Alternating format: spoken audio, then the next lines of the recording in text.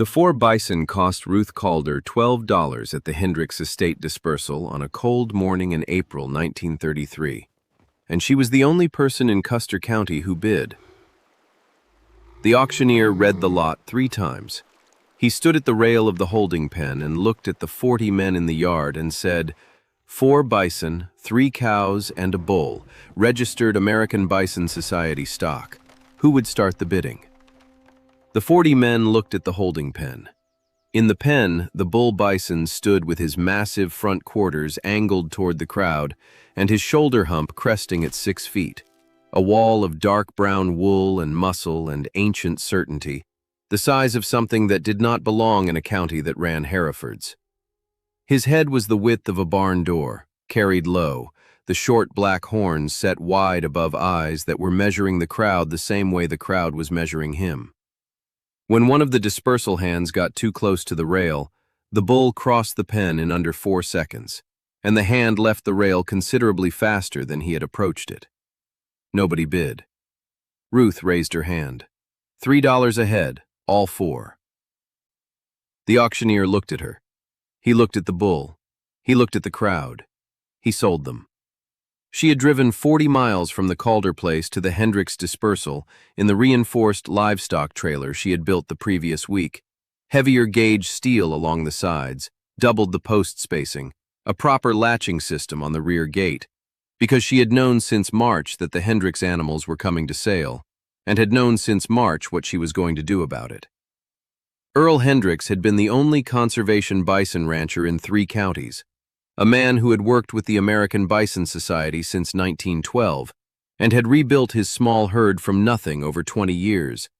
And when his heart gave out in February, the county had looked at his 4 bison the way you look at a problem you are hoping someone else will solve. Ruth had not been waiting for someone else. The Calder place was 210 acres of good Custer County grassland, and it had been her father's before it was hers. James Calder had run cattle on it for 25 years with the particular stubbornness of a man who considers a difficult piece of ground a personal challenge. And when he died in 1931, he left Ruth the 210 acres, the cattle operation, and a note at the First National Bank of Custer that she had been carrying at the edge of her capacity ever since. The cattle were not making what they had made in 1928. Nothing was making what it had made in 1928. Ruth had been managing the gap with the controlled, methodical attention of someone who knows she is losing ground slowly and is looking for the thing that changes the math. She had read everything she could find about bison ranching.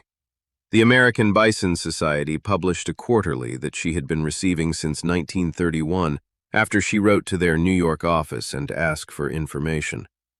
She had read Earl Hendricks's name in that bulletin 3 times over 2 years as a documented success, a small private herd, managed correctly, generating premium meat and hide income and a breeding fee from his bull that other ranchers in the region paid to access. She had read the prices. She had done the arithmetic. Commodity beef in Custer County in 1933 was 9 cents a pound on a good day. Premium bison meat to the specialty hotels in Denver and Kansas City, documented, not estimated, was 24 cents a pound. A bison hide sold for $8 to $15, a robe quality hide for more. And a registered bull bison with documented conservation bloodline commanded a breeding fee of $30 to $50 from every rancher within 2 states who was trying to build a herd, because good bull genetics were the foundation of the whole enterprise, and good bulls were scarce. Earl Hendricks's bull was good. Ruth had seen him twice at the Hendricks place over 2 years, driving past on the county road and stopping to look through the fence the way you stop to look at something that does not fit the scale of the ordinary world. 2,200 pounds, 6 feet at the hump. The kind of physical fact that made you recalibrate the size of everything else in the landscape. She had loaded them with the calm, unhurried competence of someone who had thought through every step before taking it. The bull went into the trailer last, which was correct. Put the cows in first, let him follow, do not crowd him at the gate. He loaded in 4 minutes. She drove 40 miles and did not stop and kept her eyes on the road and thought about fence posts. The fence was the first thing. She had rebuilt the north and east perimeters the week before the sale, 6-strand barbed wire with steel posts set at 10-foot intervals instead of the standard 15. The bottom strand 18 inches from the ground, the whole run checked twice for weak points. A bison bull in rut would go through standard cattle fencing as though it were not there. The Calder fence was not standard. She had made it so before she bid on the animals because that was the correct order of operations. The county noticed the fence before it noticed the bison. Wade Prentice noticed both. He drove up the county road on a Saturday morning in May in his dark green truck, alone, and parked at the gate and got out and stood looking at the fence line with the focused assessment of a man who works large animals and knows what a fence needs to be. He walked along the outside of the north run for 200 yards without saying anything, testing a post here, checking a wire there, and then came back to the gate where Ruth was standing with her arms crossed and her expression waiting. He had heard about the bison.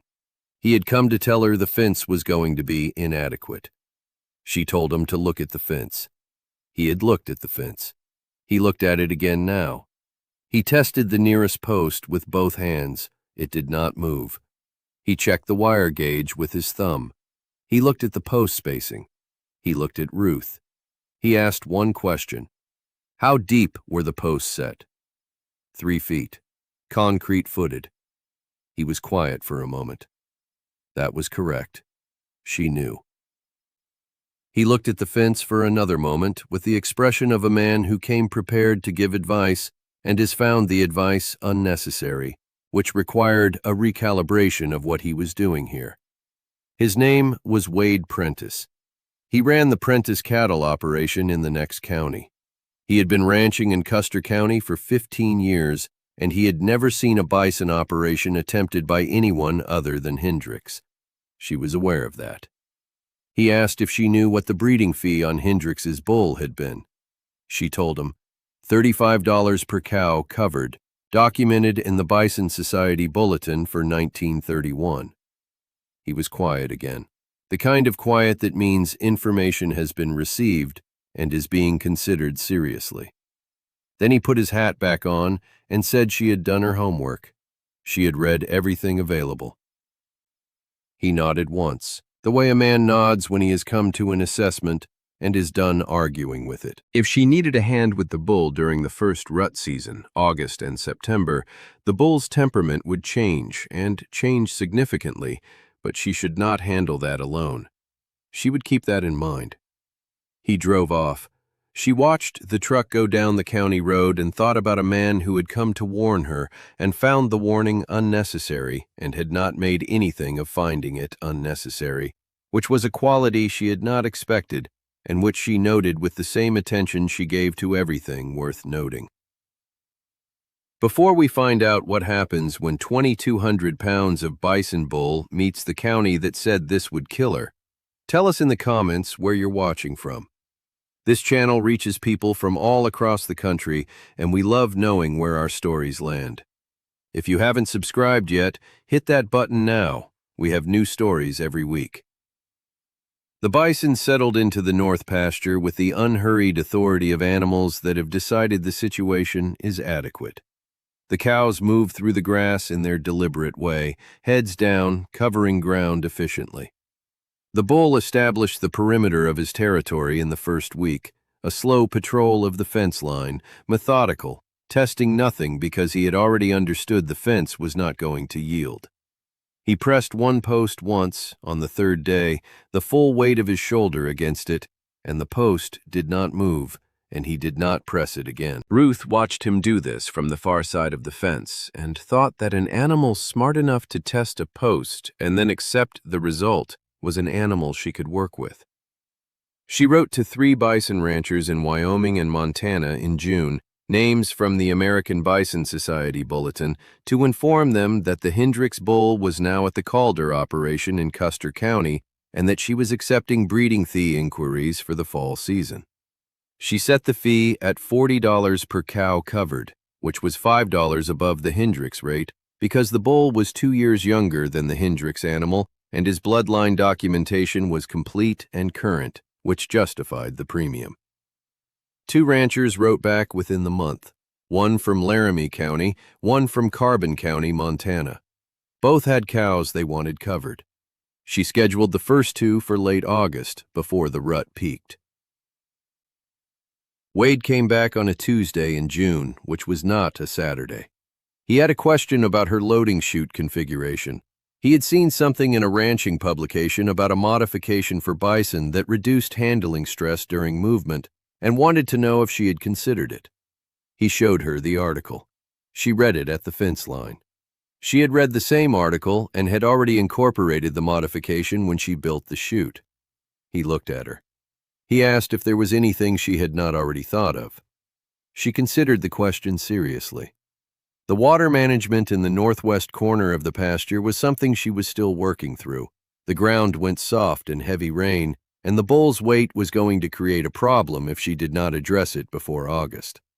He had a gravel supplier in Rapid City who could deliver at a reasonable price and had dealt with the same problem at his north pasture the year before. She would appreciate the contact. He gave her the name. He stayed for an hour, and they walked the fence line together and talked about the pasture management and the water issue and the breeding fee schedule and what the Kansas City hotel market was actually paying for bison this season versus what the bulletin had quoted.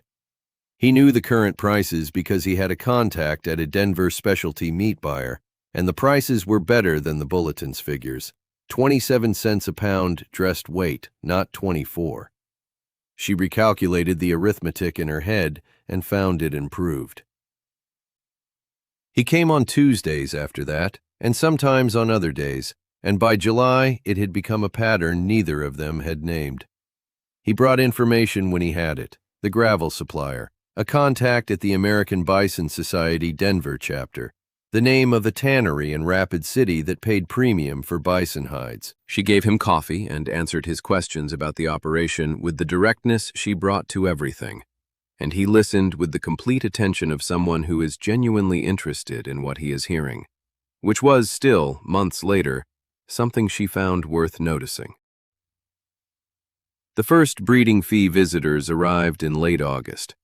A rancher from Laramie County named Briggs came with 2 cows in a trailer and a cashier's check for $80, and Ruth handled the introduction of the cows to the pasture with the practiced efficiency of a person who has thought through the logistics in advance and executed them without drama. The bull covered both cows within the week. Briggs drove home. The $80 went into the account. Wade was there for the Briggs visit, which he had not asked for and had not needed to ask for. He stood outside the fence and watched the pasture management with the professional attention of a man assessing how a job is being done. And when it was done, he told her she had handled the introduction correctly, which she already knew but appreciated being told because he was not a person who said things he did not mean. Rut season proper arrived in the first week of September with the abruptness of a weather change. The bull's temperament altered in the specific way that bison bulls alter in rut, not violent without cause, but wound to a tension that communicated itself through everything about him, his posture, his breathing, the way he moved the fence when he walked close to it. He was 2,200 pounds of biological imperative, and the fence held, which was the thing that mattered. Ruth managed the rut with the methodical calm of someone who had read everything available and prepared accordingly. She did not go into the pasture. She managed feed and water from the exterior. She watched the fence line every morning and every evening for any sign of stress. The fence held through September without a post being displaced or a wire being broken, which was the confirmation she had needed of the whole premise. Wade came every Tuesday through September, and once in the middle of the week on a Thursday when he had heard from Briggs that the Laramie cows had taken, and he wanted to know how the rut management was going.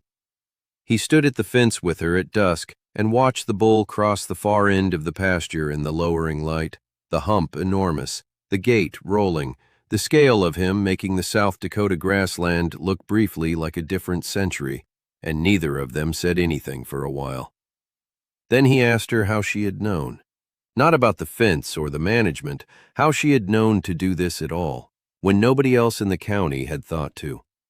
She had read the bulletin and done the arithmetic, and the arithmetic had been clear. The arithmetic being clear didn't explain why she was the one who read it that way. She looked at him. Her father had taught her that the gap between what something costs and what something is worth is where every good decision lives, and that most people spend their whole lives not looking at that gap. He was quiet for a long time. That was the most useful thing anyone had told him in years. We're halfway through this story, and we want to know, have you ever looked at something everyone else called dangerous or impossible and found yourself seeing something completely different? Tell us in the comments. We read every one. And if you haven't subscribed yet, this is your reminder. New stories every week. October came cold, and the rut wound down, and the bull settled back into his measured patrol of the pasture with the patience of an animal that has done what he came to do and is content to wait for the season to come around again. Ruth's operating income for the fall, 2 breeding fees at $40 each, plus a hide sale from one of the cows she had processed in September, was $130. The banknote payment was $60 a month. She was not ahead. But she was not falling behind the way she had been, and the herd was now 4 animals confirmed pregnant, which meant spring calves, which meant the next year's meat income was already building. She wrote to the Denver specialty buyer Wade had connected her with in July and established a standing meat supply relationship for the following year.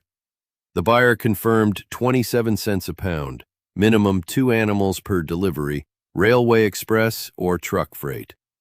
She wrote it in her ledger and set the page beside the banknote statement and looked at the 2 numbers and thought about the gap between them and how long it would take to close it. 2 years if the calves came in healthy.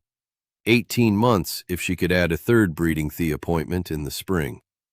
She wrote to a 3rd rancher in Wyoming before the snow came.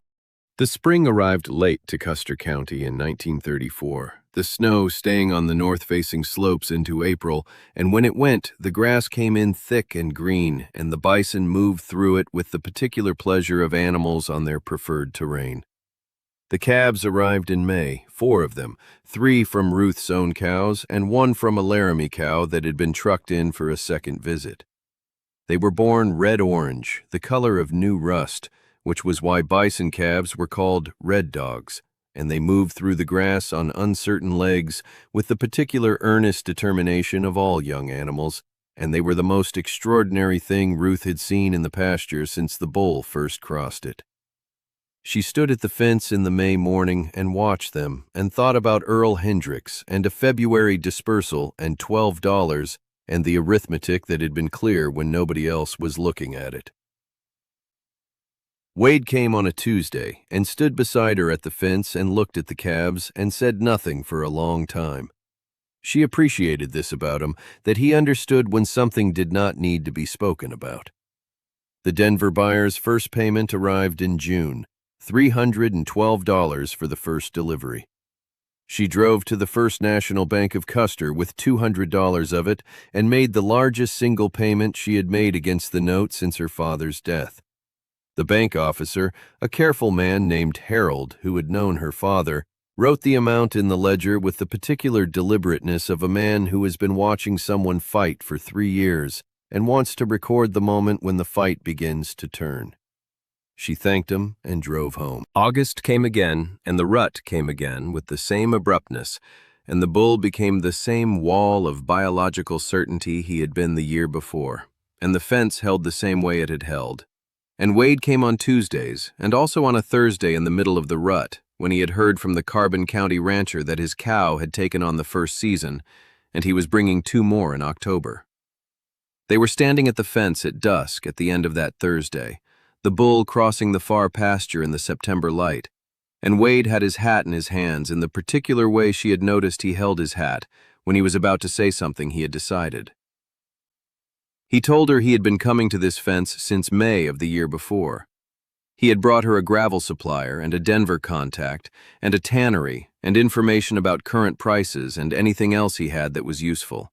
And he had done all of it because he wanted to, and because he had never in his life met anyone who ran an operation the way she ran this one, without waste, without performance, with the specific accuracy of someone who knows what she is doing and does not need anyone's agreement to do it. He asked if she would marry him. He put it plainly, the way he said everything. She looked at the September pasture, the bull enormous in the fading light, the fence holding, the fourth breeding fee appointment already confirmed in October, the calves red-dogged in spring still in her memory. She looked at Wade Prentice with his hat in his hands and his warm brown eyes, and his quality of saying true things plainly.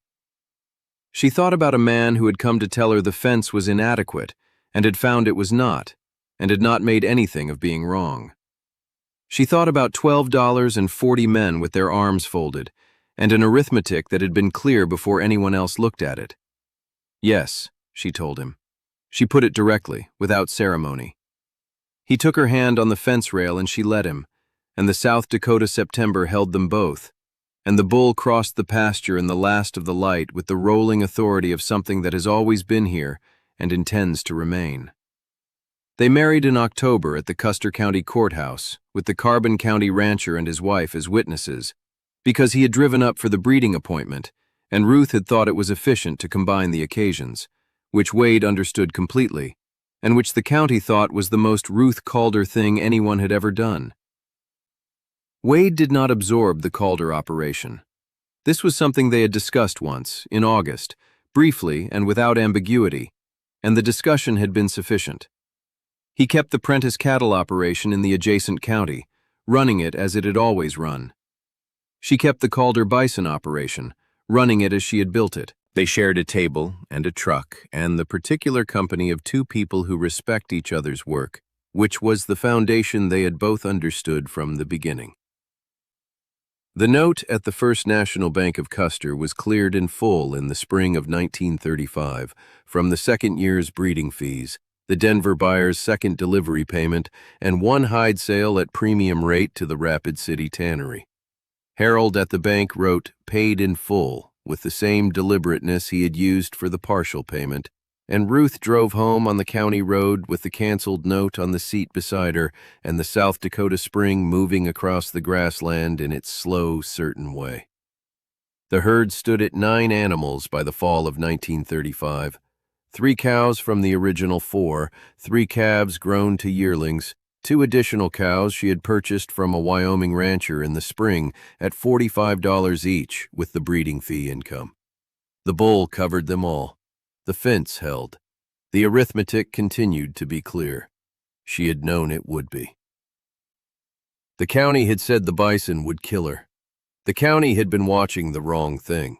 They had been watching the bull, the hump, the horns, the 4-second crossing of the pin, and had never once thought to look at the fence or at the woman who had built it the week before she bid. Ruth Calder had always known what to look at. That was the whole thing from the beginning. That was all it had ever been. If you've made it to the end of this story, thank you. Leave a comment below. Have you ever built something, a fence, a plan, a life, before anyone around you knew what it was for? Tell us. Your stories are what makes this community what it is. Subscribe if you haven't already. We'll have a new story for you next week.